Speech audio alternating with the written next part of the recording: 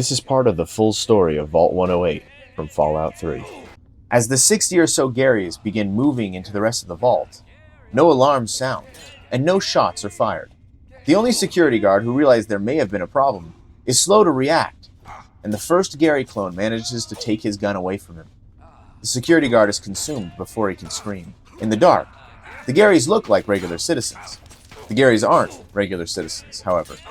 These clones had sentience thrust upon them. They came into being as adults, never having to go through the awkward stages of infancy, childhood, or young adulthood.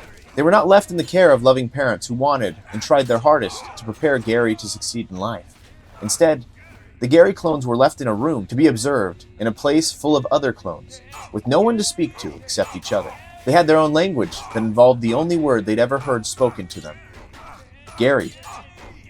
The word was only capable of expressing feelings, and as they spread through the vault, they only expressed one thing: rage. As the residents woke up, they didn't have time or protocols to know exactly what to do, not that the vault door would open if they managed to reach it. It's likely most of them didn't even know that the cloning experiments were happening. They were just surprised to find 60 or so Gary clones in the halls, looking for blood. Security manages to hold off the Garys, but no exit strategy was distributed. Without doors to lock, the residents did the only thing they could think of. They piled everything they could into the hallways and waited for the Garys to starve to death. After all, with all the weapons and all the food on the residents' side of the barricades, it could only be a matter of time, right? Except, the Garys did have food. They could feast on the clones who had fallen in the fight. Eventually, it was the residents who died in the depths of the vault, having run out of food long before the Garys had finished cannibalizing one another.